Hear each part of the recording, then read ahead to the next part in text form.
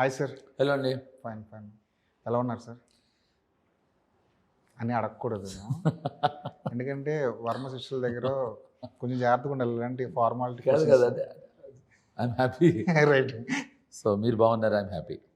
వస్తూ వస్తూ ఒక పాట ఉన్నాను సార్, మీ సినిమాలో పాటే. ఏ పాటండి? మనీ సినిమాలో లేచింది లేడికి పరుగు. నేనే పాడండి. మీరే పాడారు. కానీ పాట వింటున్నప్పుడు అనిపించింది, ఓహో ఈయన క్యారెక్టరైజేషన్ ఇదే పాట కదా అనిపించింది. Yeah, actually true. లేచింది లేడికి పరుగు, కూర్చుంటే ఏమిటి జరుగు, వేసే అడుగు డౌట్ ఎందుకు. యా, యాక్చువల్లీ ట్రూ కదా. శాస్త్రి గారికి అప్పటికే తెలిసిపోయింది. అయితే అప్పటికే తెలిసిపోయింది మీకు? శాస్త్రి గారికి తెలిసిపోయింది. అదే అనుకుంటా సార్, మీ రియల్ లైఫ్ క్యారెక్టర్ ఆ పాటకి చాలా దగ్గర. యా, యాక్చువల్లీ ట్రూ అండి, 100%. మళ్ళీ దాన్ని అంటే వాట్ ఐ బిలీవ్ సార్, నాకు రావణాసురుడి సూత్రం చాలా ఇష్టం అండి. రేపు చేయాల్సింది ఇవాళ చేయాల్సింది ఇప్పుడు చేయాల్సింది ఇంకా మానే వేస్ట్ అనేది నా థియరీ అండి. So maybe I think that is true. JD అనగానే చాలా రకాల ఆలోచనలు, అభిప్రాయాలు కలుగుతాయి. ముక్కుసూటి మనిషి, ఏదైనా మాట్లాడేస్తాడు, ఇదంతా ఓకే, ఇదంతా మీ వ్యక్తిత్వం. దీనివల్ల మీరు ఇబ్బంది పడ్డారా, మీ ఎదుటిన్న వాళ్ళు ఇబ్బంది పడ్డారా? ఆ విషయం నాకు తెలియదు. నేను ఇబ్బంది పడలేదు, నా వల్ల ఎవరైనా ఇబ్బంది పడితే నాకు తెలియదు. అవతల వాళ్ళు ఇబ్బంది పడతారు కదా అని అంటే వాళ్ళని ఇబ్బంది పెట్టే మాటలు నేనేం మాట్లాడను. నాకు నచ్చింది మాట్లాడతాను, ఇంకోళ్ళ గురించి అంతకన్నా మాట్లాడను. ఇప్పుడు ఫలానా వాడు వీడు ఇలా అని నేను మాట్లాడండి, నేను ఇలా అని మాట్లాడతాను. దానివల్ల మీరు ఇబ్బంది పడితే అది దానివల్ల నాకు నష్టం లేదు. ఇప్పుడు నేను నా ఇష్టం. ఇప్పుడు నాకు ఐ లైక్ బ్లాక్ అంటే మీరు బాధపడితే నేను ఏం చేయగలను? మీరంటే మీరు కదా ఎగ్జాంపుల్ అనేది. సో ఎవరిని ఉద్దేశపూర్వకంగా నేను ఇబ్బంది పరచను, నన్ను నేను ఇబ్బంది పెట్టుకోను తప్ప. నాకు అది నా వల్ల ఇంకోళ్ళు ఇబ్బంది పడే అవకాశం నాకు లేదు అసలు. ఎందుకు పడతారు? నేను వాళ్ళ గురించి ఏమన్నా అంటే ఇబ్బంది పడాలి. నేను ఇలా ఉంటాను అంటే అవతల వాడు ఇబ్బంది పడితే ఐ డోంట్ కేర్. అంటే ఇండస్ట్రీలో లౌక్యం చాలా అవసరం, టాలెంట్ ఉన్నా లేకపోయినా. ఏం కాదండి, అది ఎవరు చెప్పారండి? ఎవరో చెప్పారు. అది ఎలా ఉంటుందంటే ఏదో షూటింగ్ జరుగుతున్నప్పుడు ఫ్యాన్స్ ఆఫ్ అంటారు. ఇప్పటికీ ఎందుకండి? సెంట్రల్ ఎయిర్ కండిషన్ వచ్చినప్పుడు ఆ అలవాటుతో సైలెన్స్ అంటారు. ఎందుకు? డబ్బింగ్ ఉందిగా, unless it's live sound. So అలాగే ఇండస్ట్రీలో ఉన్నప్పుడు కొంచెం లౌక్యం కాదండి, మీకు ఇండస్ట్రీలో టాలెంట్ ఉంటే చాలు. లౌక్యం ఒక్కదాని వల్ల ఏది వర్కౌట్ అవ్వదండి. లౌక్యంతో పాటు నటనా చాతుర్యం ఉండాలి, నటుడు అవుదాం అనుకుంటే తప్ప. అది లౌక్యం అనేది అబద్ధం, నేను నమ్మనండి. అంటే చాలా ప్యాంపరింగ్ చేయవలసి వస్తుంది డైరెక్టర్ని, పెద్ద హీరోలని, ఇలా రకరకాలుగా అంటుంటారు కదా. విసుగ్గా ఉంటుందండి. ఎందుకు ప్యాంపర్? వాళ్ళు ఏమైనా పిచ్చాళ్ళ? ఊరికనే వాళ్ళు పెద్ద హీరోలు అయిపోయారండి. ఇదంతా ఏంటంటే అది ఒక నాకు తెలిసి చాలామంది ఖాళీగా ఉన్నవాళ్ళు ఆలోచించే ఖాళీ వేళల్లో ఖాళీ ఆలోచనలు, తీరిక సమయాల్లో ఖాళీ ఆలోచనలు అవి తప్ప. కానీ పిచ్చోళ్ళు అండి వాళ్ళు ఉత్తిగానే పెద్ద హీరోలు. అది అసలు పెద్ద హీరో కలవటమే నీకు టైం ఉండదు. మళ్ళీ కూర్చుని ప్యాంపర్ చేయించుకుంటాడా? అసలు ప్యాంపర్ చేయించుకున్నాడైతే వాడు పెద్ద హీరోనే వాడు. జేడీ చక్రవర్తి స్టార్ అని ఇప్పటికీ మీరు నమ్ముతుంటారు? అంటే ఎలా మీరు ఎగ్జాంపుల్? అంటే జేడీ చక్రవర్తికి ఉన్న టాలెంట్ కానివ్వండి, జేడీ చక్రవర్తికి ఉన్న హిట్స్ కానివ్వండి, ఇవన్నీ నిజంగా ఈ రోజుల్లో కంపేర్ చేసుకుంటే ఒక హిట్ పడితే స్టార్ అయిపోతున్నారు. మీ దశలో మీరున్నప్పుడు అంత సౌలభ్యాలు ఏం లేకపోవచ్చు. అలా ఏం లేదండి. హిట్ పరిణామం, హిట్ డెఫినేషన్ ఎప్పుడూ ఒకటే. ఇప్పుడు దాని లెంత్, బ్రెత్ అండ్ హైట్ మారి ఉండొచ్చేమో తప్ప క్యాన్వాస్ ఎప్పుడు ఒకటే అండి. పిల్లల్ని అప్పుడు అదే రకంగా కన్నారు, ఇప్పుడు అదే రకంగా అంటారు తప్ప అదేం పెద్ద మారదండి. ఎప్పుడూ ఒకటే. దీనివల్ల ఇప్పుడు ఏమవుతుందంటే మీకు అర్థం కావాల్సింది, ఇప్పుడు ఆపర్చునిటీస్తో పాటు రెవెన్యూస్ పెరిగాయి. సో ఒక్క హిట్తో వాడి తల నెత్తికెక్కింది అంటారు ఏదో, అదే కాదండి. ఇప్పుడు వాడికి ఆపర్చునిటీస్ అలా ఉన్నాయి. ఒక్క సినిమా తర్వాత the kind of monies, the kind of ad revenue. So అది దానివల్ల యాడ్ రెవెన్యూలు, క్యాన్వస్లు పెరిగాయి తప్ప అప్పుడు తెలియకపోవటం ఇప్పుడు తెలియటం అనేది అది అసలు అది మళ్ళీ మిత్ అండి. అది మిత్. ఏమవుతుందంటే ఆ ఒక్క సినిమా అప్పుడు 10 సినిమాలు హిట్ అయితే అప్పుడు 4 పేపర్లో ఉండేవి, 2, 3 ఛానల్స్ ఉండేవి. సో మీకు రీచ్ అవ్వడానికి టైం పట్టేది, వాడి గురించి తెలియడానికి టైం పట్టేది. ఇప్పుడు మీరేమనుకుంటున్నారో ఇంకో నిమిషంలో తెలిసిపోతుంది. కాబట్టి రీచబిలిటీ ఫ్యాక్టర్ పెరగటం వల్ల వాడికి కళ్ళు తలకి నెత్తి మీదకి ఎక్కాయని కూడా అవి ఏం లేవండి. అప్పుడు ఎక్కే ఇప్పుడు ఎక్కుతాయి, అప్పుడు ఎక్కలేదు ఇప్పుడు ఎక్కువ. ఎక్కే వాళ్ళకి ఎక్కుతాయి, ఎక్కని వాళ్ళకి ఎక్కువ. అప్పట్లో ఎలా మేనేజ్ చేసేవారండి? ఎందుకంటే బ్యాక్ టు బ్యాక్ హిట్స్, ప్రొడ్యూసర్లు వెంటబడతారు, చెక్స్, అడ్వాన్స్ ఇంత ఉంటుంది కదా, దాన్ని ఎలా మేనేజ్ చేసేవాళ్ళు? లేదండి, అది మన క్లారిటీ మీద ఆధారపడి ఉంటుందండి. ఇప్పుడు నేను చాలా పార్టీలకు వెళ్తాను, రకరకాల ఆల్కహాల్ బాటిల్స్ పెట్టుంటాయి, ఇప్పుడు నేను తాగను. సో అది నేను ఎలా అటెంప్ట్ అవుతాను? అది చాలా బాగుంటుందట ఆల్కహాల్, ఏదో ఏదో 100 ఏళ్ల కిందట అన్నా నాకు 100 రోజుల కింద ఫరక్ తెలియదు.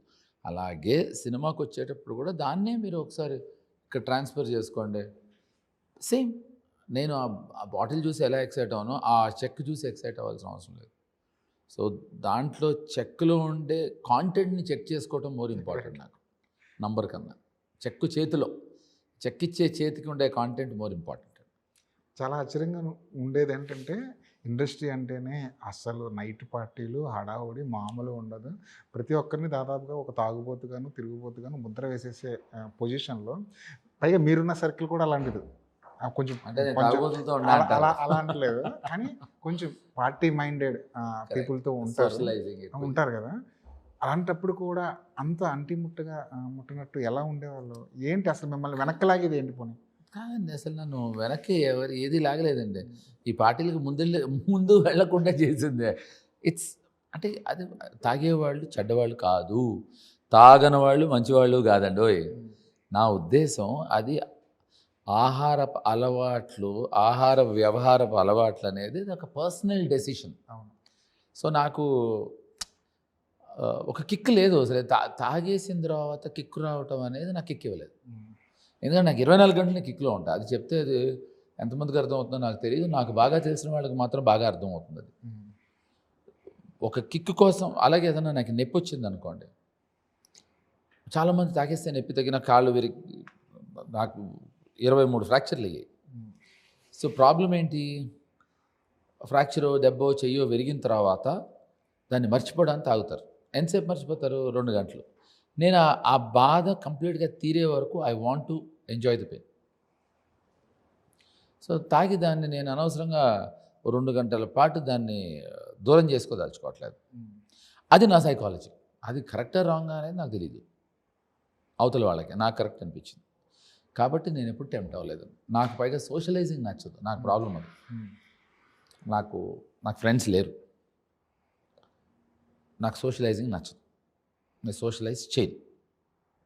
కాబట్టి నాకు తాగుడుతో పార్టీతో ప్రాబ్లం కాదు, నాకు ఆ సోషలైజింగ్తో ప్రాబ్లం. కానీ అలాంటి అట్మాస్ఫియర్లో ఉండగలుగుతారా? నేను వెళ్ళను అసలు. వెళ్ళరు అసలు. అంటే ఉండడం నాకు ప్రాబ్లం లేదు, బట్ నేను వెళ్ళాల్సిన అవసరం నాకు లేనప్పుడు మళ్ళీ ఉండటం ఎందుకు? అసలు జేడీ ఎలాగ రాడు కాబట్టి పిలవరేమో. పిలిచిన వెళ్ళను. నేను పెళ్ళిళ్ళకి, పార్టీలకి, ఓపెనింగ్లకి, లేకపోతే ఏదో ఫంక్షన్స్కి అస్సలు నేను వెళ్ళండి. నా సినిమా తప్ప వేరే సినిమాలకి వెళ్ళను. నేను వెళ్ళాను అంటే మేబీ నా అసిస్టెంట్ అయి ఉంటాడు, నా దగ్గర పనిచేసి ఉంటాడు, అంతే. వర్మ గారితో కంపెనీ అంటే ఖచ్చితంగా వాట్కా బాటిల్ ఉండాల్సిందే అనుకునే ఒక వర్గం కూడా ఉంది కదా. కానీ ఆయన కంపెనీని మీరు ఎలా ఎంజాయ్ చేస్తారు? లేదండి, ఇన్నేళ్ల మా ప్రయాణంలో, పరిచయంలో ఒక్కసారి కూడా ఆయన నన్ను ఎప్పుడు తాగుతావా అని అడగలేదు.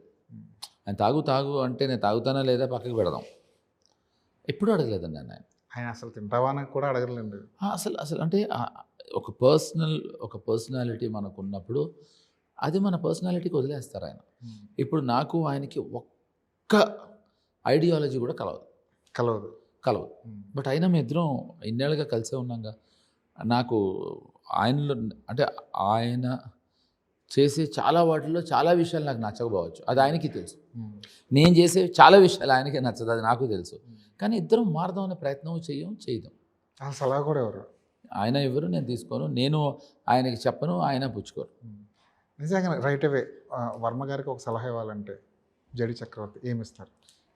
ఫస్ట్ అండ్ ఫార్మోస్ట్ అంటే ఎప్పటికైనా గుర్తుంచుకోండి, ఆయనకి నా విషయం చెప్తారా, ఆయనకి సలహా ఇచ్చేంత స్థాయి నాకు లేదు, రాదు. ఎందుకంటే ఆయన he keeps on growing every day. So ఆయన సలహా ఇచ్చేంత స్థాయి నాకు ఉండదు, లేదు, రాదు. ఇది క్లారిటీ. ఫర్ ఎగ్జాంపుల్ నేను ఇవ్వను కూడా, ఎవ్వరికి సలహా ఇవ్వకూడదు అనేది నా పెద్ద సలహా అండి. నిజం. గాయపడ్డ సింహం టైటిల్తో రిలేట్ చేసుకుంటే జేడి చక్రవర్తి గాయపడిన సందర్భాలు ఏమైనా ఉన్నాయా? మనసు గాయపడిన సందర్భాలు ఏమైనా ఉన్నాయా? లేదండి, నేను ఏది సీరియస్ తీసుకోను. ఇది ఏది సీరియస్ తీసుకోను.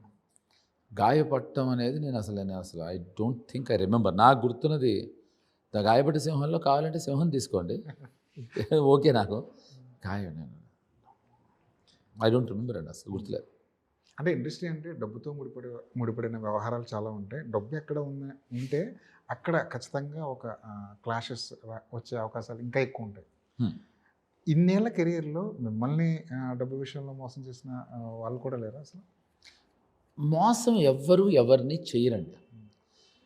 అవసరం అలా బిహేవ్ చేసే పరిస్థితికి తీసుకొస్తుంది.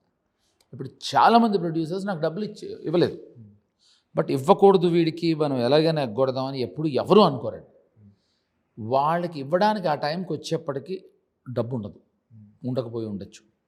లేదా ఈ డబ్బు ఇప్పుడు తినకి ఇవ్వడం కన్నా మన సినిమా రిలీజ్ చేయడానికి పబ్లిసిటీకి పెడితే, ఎందుకంటే ఎలాగో సినిమా ఫినిష్ అయిపోయింది, ఈ సినిమా పబ్లిసిటీకి పెడితే రేపు బాగా డబ్బులు వస్తాయి, అప్పుడు మనం కావాలంటే ₹100 ఎక్కువ ఇద్దాం అని అనుకోవచ్చు. సో మోసం ఎప్పుడు ఎవరిని చేద్దాం అనుకోరండి. It is the situation which creates the need. కాబట్టి నన్ను ఎవడు మోసం చేశాను అనుకోను. అవసరం కొద్దీ అవసరార్థం అలా జరిగిపోయింది అనుకుంటా. ఎందుకంటే నేను ప్రొడ్యూస్ చేసే సినిమాలు నాకు తెలుసు. మీరు కూడా అవసరార్థం అలా చేసిన సందర్భాలు ఉన్నాయి? ఉంటాయి, ఎందుకు ఉండవండి? ఏమైనా మహాత్ముడే? చాలాసార్లు ఉన్నాయి.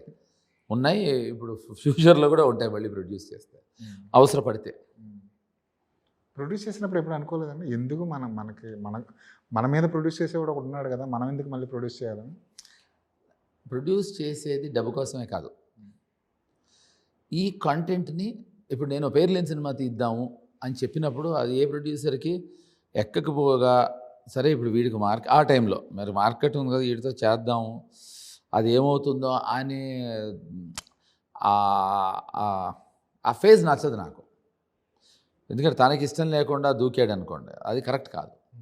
కాబట్టి I always believed good bad or ugly, I need to take the chance. రేపు డబ్బులు వచ్చినా నాకే వస్తాయి, పోయినా నాకే పోతాయి. పేర్లేని సినిమా అని అదేనే అనుకుంటా ఫస్ట్ టైం ఒక ఎక్స్పెరిమెంట్, ఒక టైటిల్ లేకుండా కరెక్ట్ రిలీజ్ చేసి తర్వాత టైటిల్ పెట్టాడు, పాపినా ప్రాణం అని. అదే వద్దన్న నా టైటిల్, మా నేను టైటిల్ వద్దు, చాలా చండాలంగా దరిద్రంగా ఉందన్న. మా పార్ట్నర్ చాలా పిల్లల్లో వెళ్ళిపోతుంది అన్నాడు, సినిమాని వెళ్ళిపోయిన తర్వాత. సో బట్ అప్పటికే we made lots of distributors కానీ మేము కానీ అప్పటికి.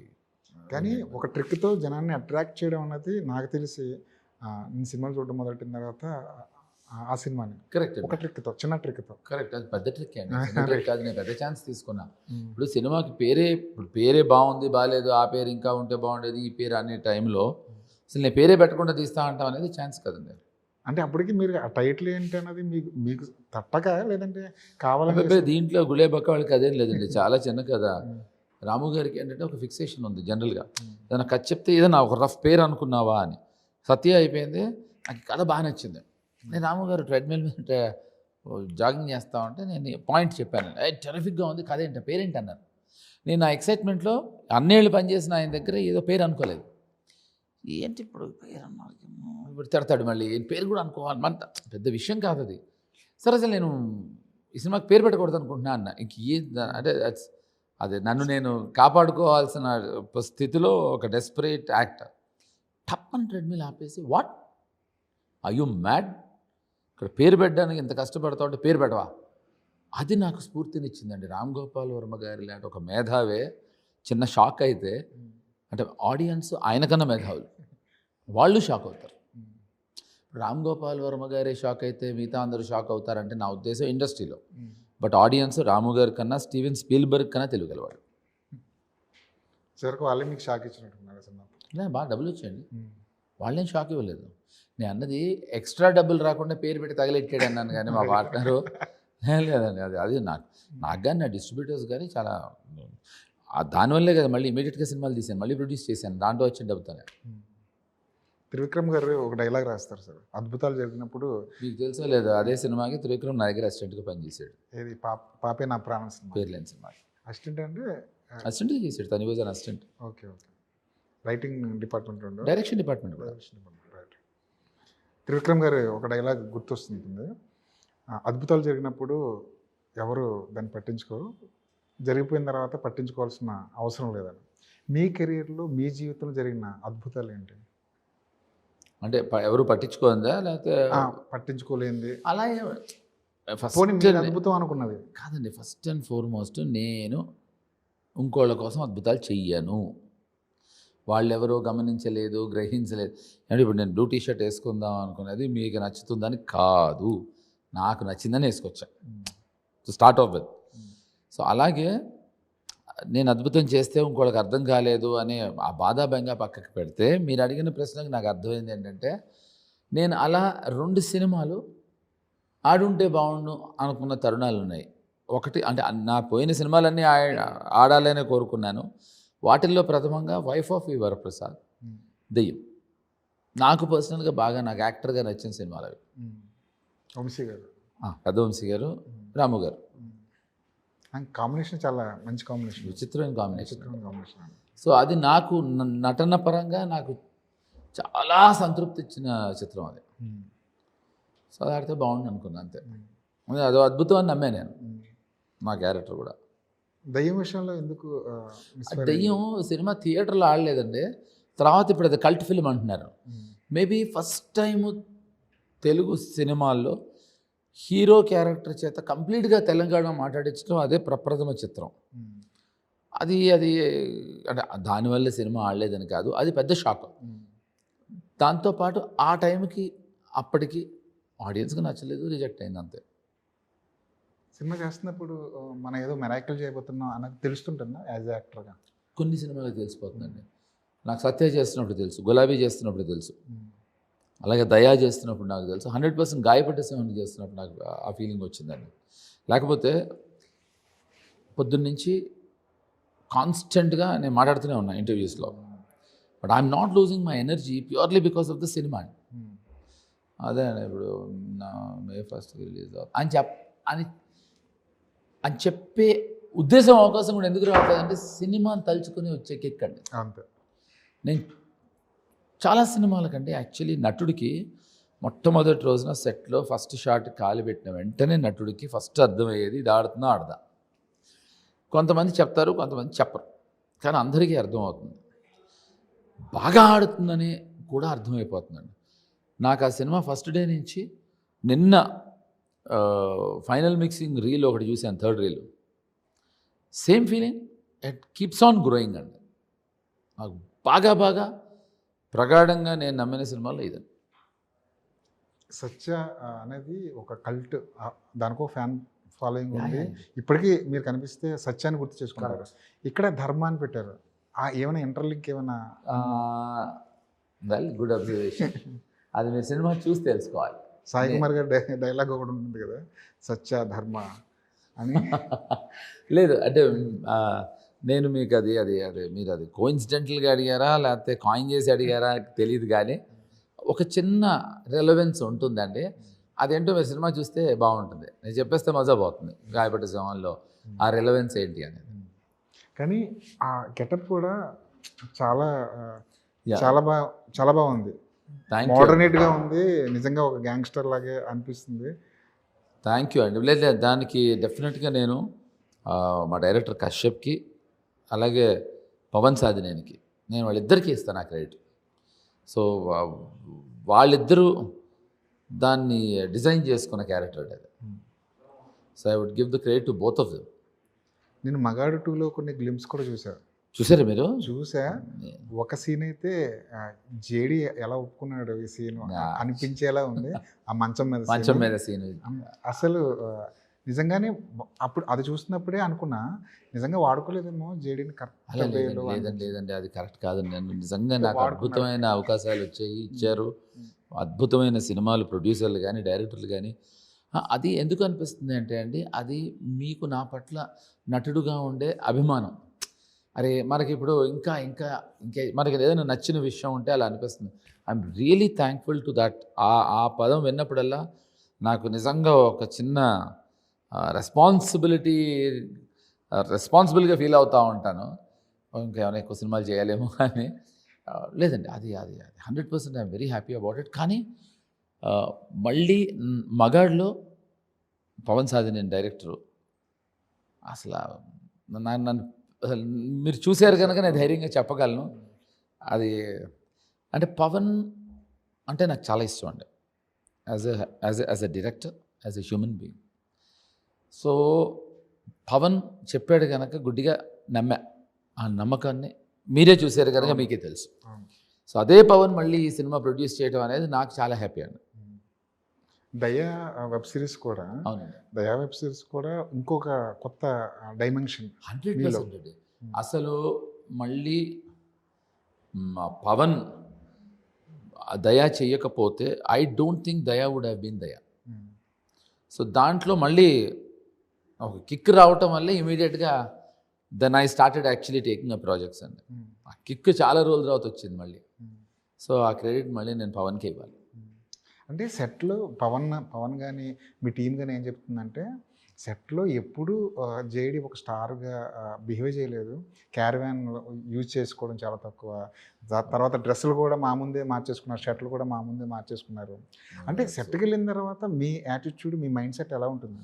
అంటే అక్కడ కూడా యాజ్ ఎ ప్రొడ్యూసర్గా ఆలోచిస్తుంటారా? అంటే చుట్టుపక్కల పరిసర ప్రాంతాలని బట్టి మీ వ్యవహార శైలి మారుతూ ఉంటుంది మంది. ఇప్పుడు నిజం చెప్పాలంటే మీరు చాలా సాఫ్ట్గా ఇలా పద్ధతిగా ఉన్నారు కనుక నేను చాలా పద్ధతిగా సాఫ్ట్గా ఉన్నా. అంటే మిగతా వాళ్ళతో నేను అరగంటగా మాట్లాడతాను కాదండి, వాళ్ళందరూ చాలా వర్క్ ఓరియంటెడ్, చాలా చాలా ఫోకస్డ్గా ఉండి ఆ ఊరుకు పరుగు చూస్తే ఇప్పుడు నేను పైగా 8 చొక్కాలు మార్చుకోవాలండి. ఆ చొక్కా నేను క్యారవాన్కి వెళ్ళడానికి 10 minutes, మార్చుకోవడానికి 5 minutes, రావడానికి 10 minutes, ½ అవర్ పడుతుంది. మీకు 8 చొక్కాలకి 4 hours అక్కడే పోయింది. అంటే హాఫ్ కాస్ట్ చేసి మీకు అక్కడే పోయింది. సో ప్రొడ్యూసర్గాతో పాటు టీమ్ని బట్టి కూడా మనం బిహేవ్ చేస్తాం. So I think wonderful team. And చాలా చాలా కాలం తర్వాత ఆ సెట్లోంచి వెళ్ళబుద్ధి అయ్యేది కాదు. ఇంకా పర్వాలేదు, ఇంకొంచెం సేపు ఉన్నా బాగానే ఉంటుంది, ఇంకొక రోజు ఎక్స్టెండ్ అయితే బాగుంటుంది అని అనుకున్న చాలా రోజుల తర్వాత సినిమా నాకు గాయపడేసాం. డైరెక్టర్ని మీరు జంజాల గారితో, కొంతమంది క్రేజీ మోహన్ గారితో పోలిస్తుంటే ఓవర్వెల్మింగ్గా అనిపించుండొచ్చు. ఇప్పుడు ఎందుకంటే ఫస్ట్ సినిమా కదా, కశ్యప్ నోస్ హిస్ స్ట్రెంగ్త్ అండి. జంజాల గారితో పోల్చినప్పుడు చాలా ఆనందిస్తాడు, క్రేజీ మోహన్ గారితో పోల్చినప్పుడు. బట్ తనకి హీ నోస్ హిస్ స్ట్రెంగ్త్. కొత్తగా మనం చెప్తే అవునా అలాగా అని అనుకోడండి. ప్లస్ తను సినిమా పరంగా ఇప్పుడు మీకు కొత్త డైరెక్టర్గా కనిపిస్తున్నాడు, కానీ తను దాదాపుగా 2010 నుంచి షార్ట్ ఫిలిమ్స్ అని కానీ వెబ్ సిరీసెస్ అని కానీ అవి చేస్తూ ఉన్నాడండి. సో తనకంటూ ఒక పర్సనాలిటీ ఉందండి. ఈ మధ్యకాలంలో మిమ్మల్ని రైటింగ్ పరంగా బాగా అట్రాక్ట్ చేసిన వ్యక్తులు ఎవరండి రైటర్స్? పవన్ సాధినేని, కశ్యప్, సురేష్ అని. అంటే నేను ఒక సినిమాకి వచ్చినప్పుడు అండి సాధారణంగా ఇంకో సినిమా గురించి మాట్లాడినా. సో సురేష్ అని తను ఇప్పుడు ఈటీవీ వెనుకో సినిమా చేస్తున్నాడు. సో తను నాకు డెఫినెట్గా పవన్ చాలా వెరీ గుడ్ రైటర్ అండి, very good editor, very good director. So Pavan రైటింగ్లో ఒక యూనిక్నెస్ ఉంటుంది.